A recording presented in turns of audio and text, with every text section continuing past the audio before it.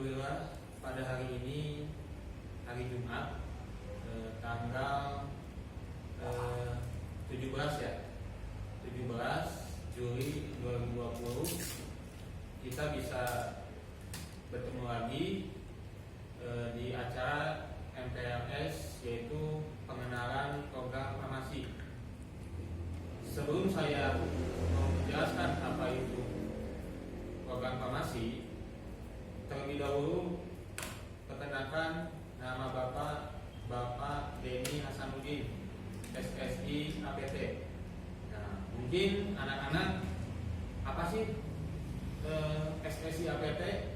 SSI itu kepanjangan dari Sarjana Saintis, dan APT itu yaitu program atau profesi apoteker.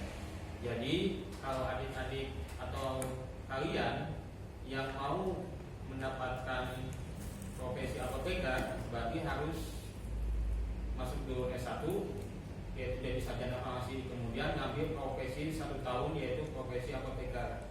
Nah, kalau udah jadi apoteker, maka adik-adik bisa megang atau praktek di rumah sakit, di apotek, di klinik, di puskesmas, atau mungkin di industri farmasi, mungkin di distribusi obat-obatan. Nah, itu menjadi lahan untuk kita bisa berkiprah di dunia farmasi. Nah, pertama-tama adik-adik ketika masuk ke SMK mungkin banyak pilihan. Salah satunya mungkin pilihannya yaitu jurusan yang mungkin adik-adik masih bingung apa itu farmasi.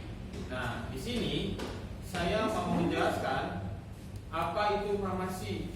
Nah, sebelum saya menjelaskan apa itu farmasi, kemudian programnya apa selama 3 tahun, kemudian nanti pelajarannya apa. Nah, mungkin saya mau menjelaskan tentang sejarah SMK Karya Pembangunan, yaitu program farmasi. Jadi program farmasi di SMK Karya Pembangunan Magahayu itu dimulai tahun 2005 dan sampai sekarang alhamdulillah tetap berjalan dan udah mengeluarkan 13 angkatan, yaitu dari 2008 sampai 2020 tahun sekarang.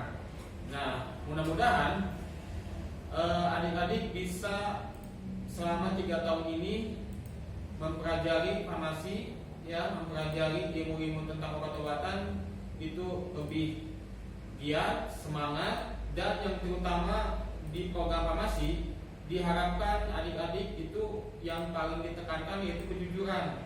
Kenapa? Karena dengan kejujuran kita bisa menggapai apa yang kita inginkan. Kenapa? Karena kalau kita tidak jujur, maka kemungkinan kedepannya itu nggak akan berhasil.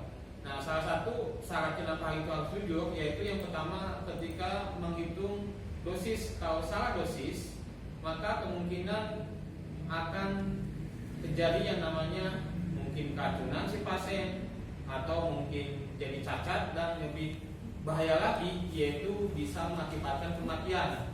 Nah, makanya di farmasi itu tidak main-main anak-anaknya. Jadi farmasi itu harus jujur, harus teliti, harus tanggung jawab, dan itu merupakan suatu keharusan yang dimiliki oleh semua anak yang masuk ke program farmasi.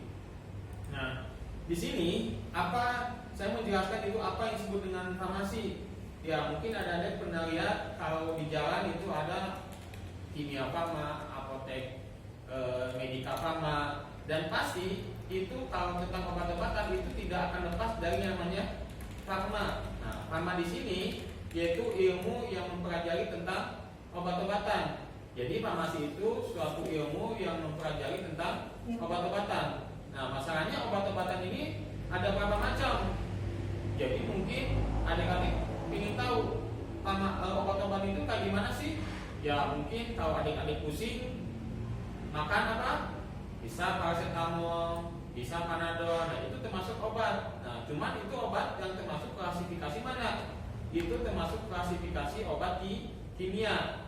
Nah, di farmasi kita tidak belajar hanya sebatas obat kimia, tapi kita belajar juga obat tradisional.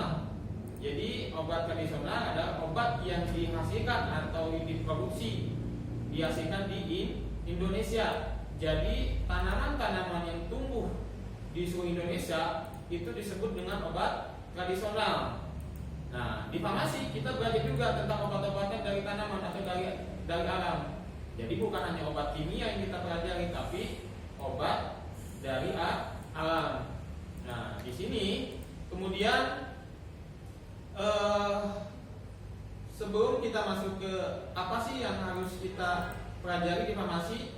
Nah, biasanya ketika kalian masuk ke dalam suatu institusi pendidikan atau mungkin nanti ke kuliah atau sekolah, itu yang paling ditekankan itu harus melihat dia udah terakreditasi apa enggak. Jadi ketika adik-adik udah keluar dari sini kemudian mau kuliah, itu harus dilihat. Kalau dia negeri itu enggak jadi masalah. Tapi kalau itu swasta, berarti itu harus ada dia diakui enggak dengan melihat akreditasi. Dan alhamdulillah tahun kemarin program farmasi di SMK Kaya Pembangunan Magahayu kita mendapatkan akreditasi B, yaitu dengan nilai 88. Jadi alhamdulillah ketika kita udah akreditasi, maka ujian nasional, uji kompetensi kita bisa mandiri, artinya tidak tergantung pada sekolah lain. Nah, di sini yang kita akan bahas yang pertama di dalam jurusan farmasi, yang pertama kita bisa mempelajari tentang pembuatan obat. Jadi nanti kita belajar.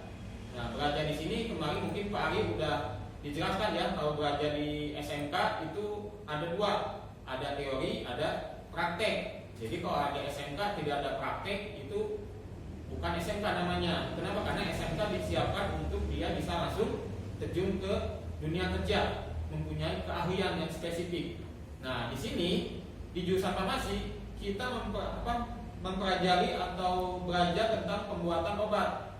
Nah, obat itu banyak macamnya. Ada yang bentuknya tablet, ada bentuknya salep, ada bentuknya cairan, dan itu kita akan pelajari di program farmasi. Nah, sesudah pembuatan obat, apa yang kita lakukan lagi di jurusan farmasi, yaitu tentang penggunaan obat. Nah, nanti adik-adik bisa menggunakan suatu obat dengan tahu khasiatnya buat apa. Misalkan ketika ada yang dia minum obat untuk darah tinggi, nah dia harus tahu efek sampingnya apa, kontraindikasinya apa, ya, cara pemakaiannya gimana, diminum berapa kali sehari, dan itu kita belajar cara penggunaan obat. Nah, yang ketiga yang tadi saya sebutkan, kita juga akan belajar tentang obat yang berasal dari alam. Kemudian kita juga akan belajar tentang administrasinya, jadi manajemen di fasilitas kesehatan, contohnya salah satunya apotek, itu kayak gimana. Nah, kita akan belajar di jurusan farmasi. Kemudian aturan-aturan, nah ini penting. Kenapa? Karena aturan ini penting untuk dipahami oleh semua anak farmasi. Kenapa? Karena ketika kita tidak tahu aturan, maka akan kemungkinan akan terjerat oleh hukum. Misalkan ketika kalian di apotek, terus kemudian kalian mengambil obat untuk penenang, nah masukin ke dalam tas, kemudian ada pemeriksaan. Walaupun tidak digunakan, ketika ada pihak berwajib itu memeriksa ternyata itu ada obat penenang, maka kalian dianggap sebagai pengedar. Nah, hati-hati makanya di sini kita harus tahu aturan-aturan hukum, undang-undang kesehatannya kayak gimana supaya kita mempelajari atau mempraktekkan di dunia farmasi itu terhindar dari namanya hukum, ya. Dan yang keenam yaitu kimia farmasi. Nah, kenapa kita belajar kimia farmasi? Ya, karena obat-obatan itu tidak lepas dari zat kimia. Ingat bahwa obat itu racun, ya. Jadi kalau racun itu biasanya salah satunya itu bahan kimia. Jadi kalau tidak sesuai dosis, misalkan sehari 3 kali 1 tablet, karena dia sibuknya karena sibuk siangnya atau sorenya, ya udahlah langsung aja 3-3-nya. Nah, itu hati-hati, itu bisa mengakibatkan keracunan di dalam tubuh. Kenapa? Karena tidak sesuai dengan dosisnya. Kalau kayak gitu itu bukan obat namanya, itu racun. Jadi hati-hati. Makanya kalau kalian adik-adik muda masuk ke farmasi, ketika sakit itu tidak akan mudah minum obat. Kenapa? Karena ketika ada orang yang sering minum obat terus-menerus, maka akan kemungkinan hati itu akan kena. Ya, contohnya ada seseorang yang dia misalkan seumur hidup dia harus minum obat. Ya, contohnya penyakit kanker. Nah, ketika dia udah minum obat sampai bertahun-tahun, maka itu kalau bisa dicek fungsi hatinya. Kenapa? Karena ketika obat masuk ke dalam tubuh, maka hati itu akan mendetoksifikasi. Jadi hati akan bekerja untuk mendetoksifikasi. Ujung-ujungnya apa? Hati bekerja lebih banyak, yang menyebabkan kalau dia terlalu banyak menyebabkan kerusakan. Nah, ini hati-hati ya. Ini. Nah, di sini di program farmasi pelajarannya apa aja sih? Ada yang namanya pelayanan farmasi. Ya, pelayanan farmasi ini dibagi dua. Ada yang namanya manajemen apotek, ada yang namanya misalkan pembuatan sediaan obat. Nah, kemudian ada farmakologi. Nah, kebetulan saya mengajar di program farmasi yaitu mata pelajaran farmakologi. Nah, nanti kita akan bahas apa aja sih yang kita akan bahas. Obat lambung, obat sakit kepala, itu nanti kita bahas di farmakologi. Yang ketiga yaitu obat yang berasal dari alam atau kita sebut dengan farmakognosi. Nah, nanti kita akan belajar tentang tanaman-tanaman apa aja yang berkhasiat. Misalkan untuk anti diare apa? Misalkan daun jambu biji, atau mungkin daun sirih buat apa? Buat sebagai antiseptik. Nah, kita akan belajar. Kemudian ada lagi manajemen farmasi, yaitu tentang manajemen apotek, perundang-undangan farmasi, kemudian kimia farmasi, dan produk kreatif dan kewirausahaan. Nah, di sini untuk produk kreatif dan kewirausahaan diharapkan siswa ini ketika masuk ke farmasi dia ada jiwa kewirausahaannya. Nah, dengan dibekali dengan farmasi, maka diharapkan siswa bisa mengcreate atau membentuk suatu sediaan sehingga dia bisa dipakai di masyarakat dan itu bisa dipasarkan. Nah, itu sebagai jalan untuk usaha. Nanti kita akan belajar di farmasi juga. Nah, ketika kalian masuk ke SMK, itu akan beda dengan SMA. Kenapa? Karena kalau SMA itu hanya sebatas teori yang paling banyak, kalau praktik itu enggak terlalu. Nah, kalau di SMK karena menekankan keterampilan, keahlian yang spesifik, maka ketika dia mendapatkan ilmu, baik itu pembelajaran teori maupun praktek, maka tidak hanya cukup praktik di sekolah, tapi dia harus praktik di luar. Salah satunya dalam bentuk praktek kerja lapangan atau praktik. Nah, di sini di program farmasi kita melaksanakan PKL ini di kelas 11. Nah, di mana aja tempat PKL-nya kalau di program farmasi? Yang pertama, yang pasti bukan di toko besi, nggak mungkin, ya. Tapi di tempat-tempat fasilitas yang dia bersentuhan dengan obat-obatan, dengan kesehatan, misalkan rumah sakit. Nah, alhamdulillah kemarin anak yang kelas 12 yang kemarin keluar atau yang ini itu praktek kerja lapangannya itu ada yang di rumah sakit Satikasi, di rumah sakit Sulaiman, ya, kemudian ada yang di puskesmas, ada yang di klinik, ada yang di apotek, ya. Dan mudah-mudahan dengan kalian bergabung di program farmasi, kalian bisa mempraktekkan hasil teorinya, hasil pembelajaran praktek di sekolah itu nanti diterapkan untuk memberikan pengalaman ketika di dunia kerja itu kayak gimana. Dan itu dilakukan PK itu dalam waktu 2 bulan, ya. Nah, kemudian sesudah program PKL, ya, kita juga mempunyai program di kelas 1. Jadi di kelas 1 itu ada kunjungan industri. Jadi kunjungan industri itu untuk mengenalkan dunia kerja ketika adik-adik itu masuk ke program farmasi khususnya. Nah, kemarin alhamdulillah kita sudah melaksanakan program kunjungan industri itu ke PT Yakult. Nah ini ada hubungannya dengan farmasi. Kenapa? Karena Yakult itu kan minuman yang digunakan untuk orang yang ada gangguan sistem pencernaannya, dan itu kita alhamdulillah sudah melakukan. Dan sebelumnya juga kita ke Kebun Raya Bogor untuk meneliti tanaman yang ada di Kebun Raya Bogor. Nah di kelas 3 ini yang paling penting. Ketika kalian di SMK, maka akan ada namanya uji kompetensi. Nah uji kompetensi ini tujuannya buat apa? Buat menguji sampai sejauh mana adik-adik ketika selama 3 tahun belajar di SMK Farmasi jurusan farmasi itu menguasai materi, kemudian menguasai prakteknya. Nah di sini alhamdulillah kita udah kerjasama dengan RSP dari Asnakes, Asosiasi Tenaga Kesehatan, dan alhamdulillah kemarin kita udah 2 tahun kerjasama, dan siswa itu mendapatkan sertifikat kompetensi yang dikeluarkan dari BNSP. BNSP itu Badan Nasional Sertifikasi Pendidikan Profesi. Nah, di sini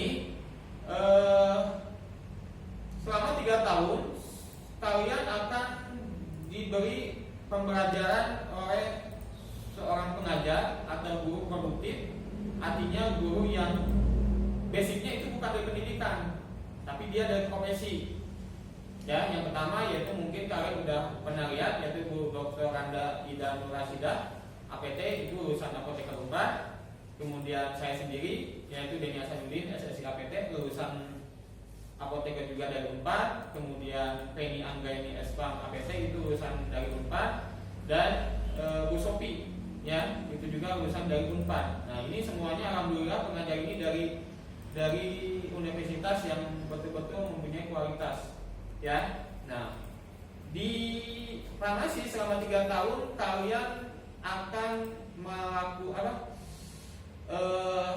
mendapatkan suatu servis, ya. Artinya kalian akan disediakan kelas, kemudian kalian juga akan disediakan lab, dan alhamdulillah lab farmasi itu udah lama, ya, itu di lantai 1. Itu nanti ada lab farmakognosi, ada lab khusus pembuatan sediaan, dan ada apotek mini, ya. Jadi itu nanti kita akan belajar di sana untuk prakteknya. Nah, ketika kalian udah 3 tahun, ya, tahun pertama kalian kunjungan industri, kemudian tahun kedua PKL, dan tahun ketiga itu melakukan uji kom, maka yang selanjutnya tantangan hidup yang sebenarnya. Kenapa? Karena kalian akan mencari yang namanya, ya, kalau SMK itu tidak lepas dari yang namanya siap kerja. Nah mungkin bertanya-tanya, di mana sih kalau kita masuk program farmasi kerjanya? Ya bisa, yang pertama yang berkaitan dengan obat-obatan, fasilitasnya, contohnya apotek. Ya apotek bisa apotek yang swasta maupun apotek BUMN itu bisa. Kemudian klinik, ya, klinik ini lumayan banyak sekarang. Kenapa? Karena dari aturan bahwa dokter udah tidak bisa lagi dispensing, jadi harus dia dalam bentuk ada fasilitas atau instalasi farmasi di kliniknya. Makanya itu lumayan banyak, dan itu sebagai kesempatan, ya, untuk bisa bekerja di klinik. Kemudian ada di rumah sakit, bisa rumah sakit swasta maupun negeri, yaitu kemudian industri farmasi, ya, industri farmasi juga bisa di Jawa Barat atau bisa di luar Jawa Barat, itu lumayan banyak, ya, dan itu bisa kita masuki. Kemudian bisa juga di puskesmas atau mungkin di pedagang besar farmasi, ya. Nah, dengan kalian misalkan masuk ke program farmasi, Bapak harapkan supaya kalian betul-betul fokus, betul-betul semangat, dan betul-betul bisa mempelajari apa yang ditekankan di kurikulumnya. Jadi mudah-mudahan dengan penjelasan dari Bapak, mudah-mudahan yang masuk di program farmasi ya sedikit ya sedikit lah, mudah-mudahan bisa memahami atau mengetahui kayak gimana sih selama 3 tahun kita belajar di SMK Karya Pembangunan, terutama di program farmasi. Nah, untuk lebih jelasnya ya mungkin nanti kita bisa ketemu, mudah-mudahan pandemi ini bisa cepat selesai dan kita bisa tatap muka sehingga apa yang kita cita-citakan itu bisa tercapai. Nah, mungkin dari Bapak sebagai ya ketua program juga di farmasi, artinya yang bertanggung jawab di program farmasi, selamat kepada adik-adik atau anak-anak yang sudah masuk ke SMK KP Magahayu, terutama di program farmasi. Ya, sebelum saya tutup, mungkin untuk yang di program farmasi ya kita nggak terlalu banyak siswa. Kenapa? Karena yang kalau terlalu banyak itu mungkin pembelajarannya mungkin nggak akan terlalu efektif, makanya dibatasi sampai 20 atau 25. Jadi itu aja titip pesan. Jadi ke sekolah itu kita niatkan ibadah, mudah-mudahan apa yang kita pelajari itu bisa menjadi bekal untuk masa depan adik-adik semuanya. Terima kasih.